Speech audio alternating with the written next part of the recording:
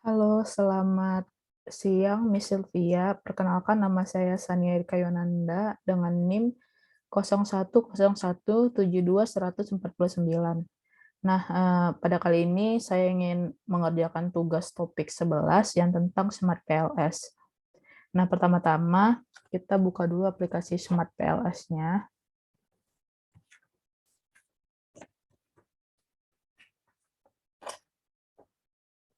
Oke. Nah, di sini kita mau buat new project. Kita kasih nama dulu.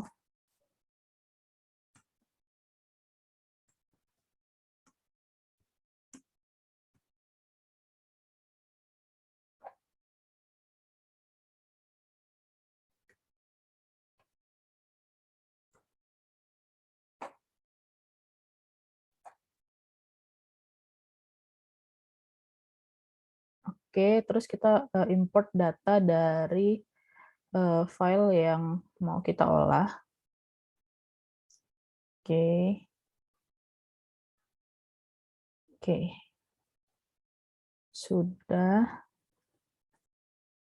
Nah, setelah itu kita masuk ke, kita mau buat modelnya, di mana di sini kita drag dari tank 1 sampai tank 4, lalu kita drag ke kanan. Nah, di sini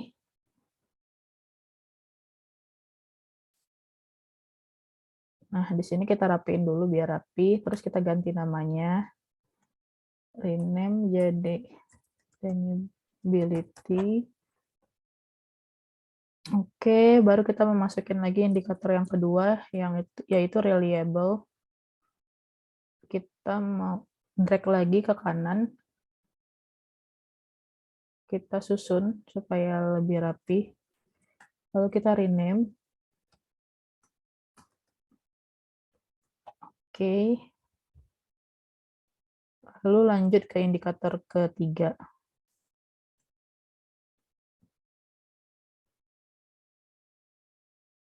Indikator ketiga yaitu response.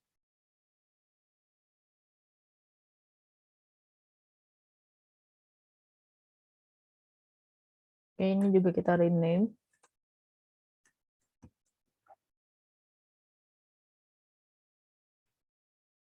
Masuk ke indikator keempat yaitu assurance.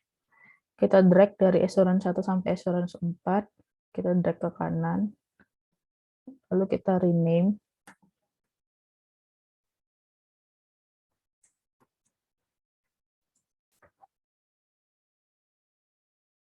Oke, masuk lagi ke indikator selanjutnya.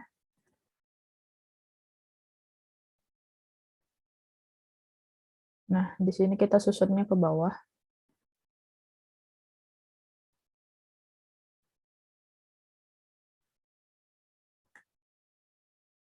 Kita rename.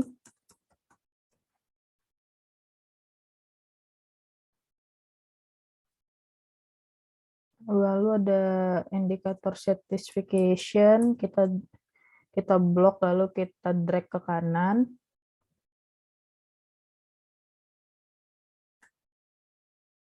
Kita rename certification. Oke.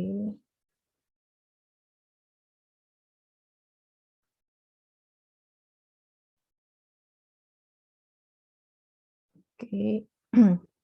Sudah. Lalu indikator terakhir ada loyalty. Kita drag ke sini.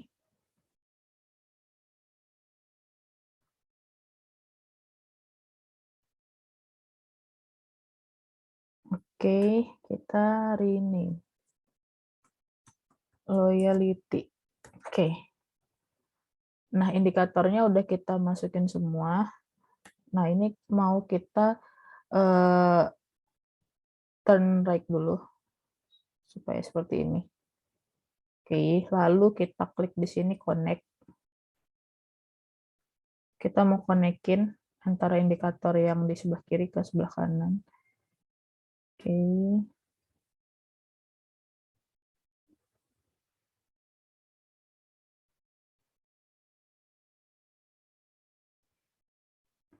Oke, nah ini udah jadi modelnya seperti ini. Tunggu sebentar. Oh, ini dia. Ada yang... Oke, nah kalau sudah berubah jadi biru artinya sudah benar. Oke, udah jadi. Lalu kita mau calculate. Nah, kita klik di sini calculate, terus kita pilih PLS algoritma. Oke, di sini kita start calculation. Oke, nah di sini udah keluar angka-angkanya. Nah, yang pertama kali kita mau lihat adalah angka dari outer loading. Di sini angka dari outer loading ini mau menunjukkan apakah apa namanya angka-angka dari responden itu sudah benar atau belum. Nah, di sini sudah hijau, di mana menunjukkan bahwa sudah benar untuk yang indikator assurance, loyal, sama satisfaction. Terus kita mau scroll, empati juga sudah hijau, reliable juga udah hijau, tangible juga udah hijau. Nah, kecuali pada indikator respon 1 sama respon 4. Nah, karena di sini merah, kita mau cek di nilai EVA-nya. Nah, di sini kita klik construct reliability dan validity. Oke, kita mau lihat nih dari data ini.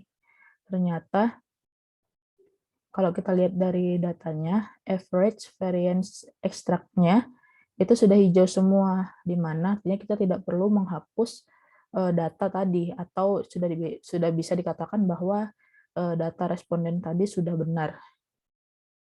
Oke.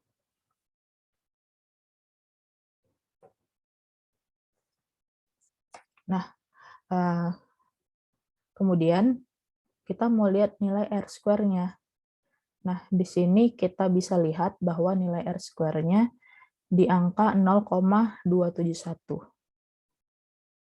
Di mana kalau kita dari indikator ini kita bisa tahu bahwa ini berpengaruh, indikator yang 5 tadi, yang ada certification, assurance, reliability, tangibility, itu berpengaruh lemah terhadap loyalty, karena di sini angkanya 0,2.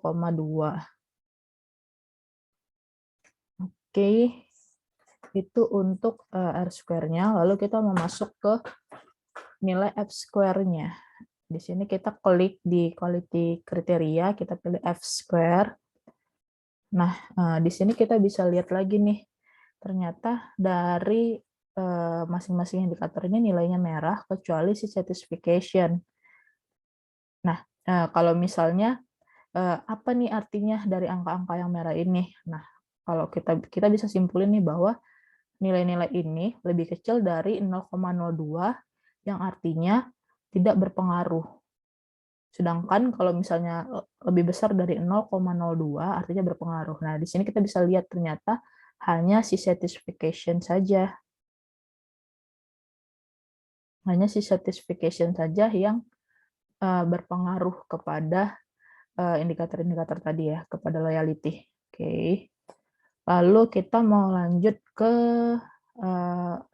angka selanjutnya, yaitu kita mau ngecek composite reliability-nya, yaitu kita klik di sini. Nah, ini untuk composite reliability-nya.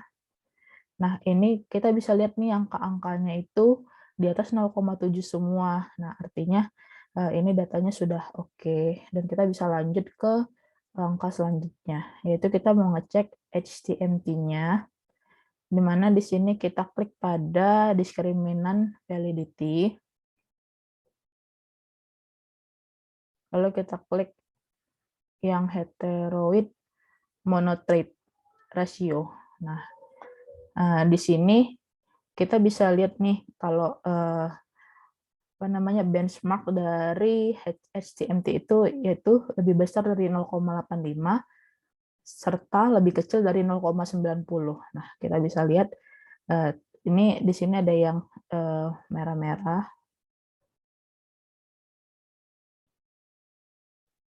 Nah, kalau misalnya angkanya itu di bawah 0,85, artinya indikator-indikator ini tidak berpengaruh. Sedangkan kalau misalnya di atas 0,90, artinya nilai diskriminan validity-nya tidak ada. Nah, ini bisa kita lihat ya. Di sini apa namanya? Kita bisa lihat nih kayak tangibility yang assurance-nya itu nilai diskriminan validity-nya tidak ada. Oke. Lalu selanjutnya kita mau lihat lagi nilai VIF-nya. Di sini kita klik di quality criteria, kita klik collinearity statistik.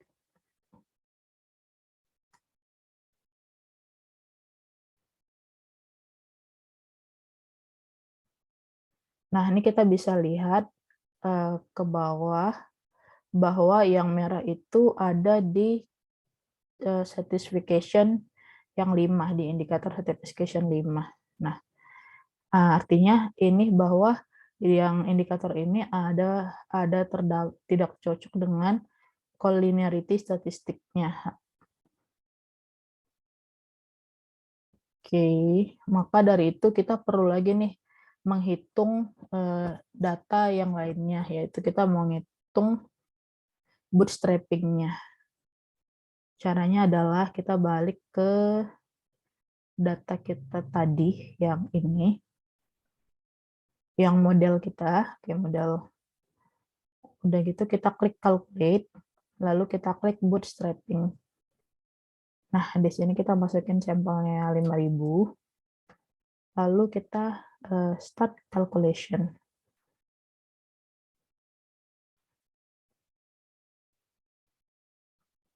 Nah, kita tunggu dulu nih sampai selesai nih.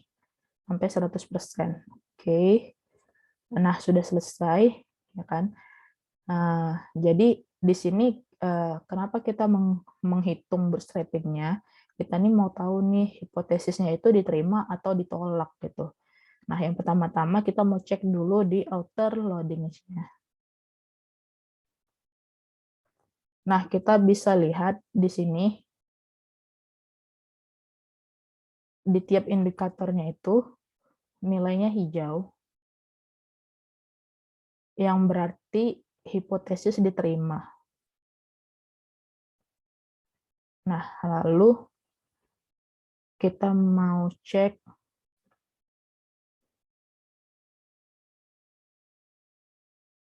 statistiknya. Nah, di sini kita klik ini total effect, ya kan? Oke, statistik.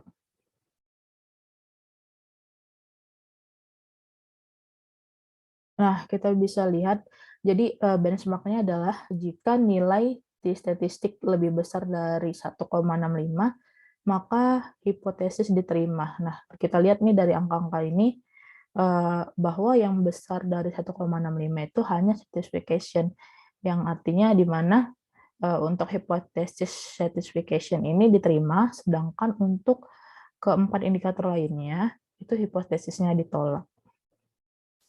Oke, itu saja dari saya. Terima kasih, Miss Sylvia.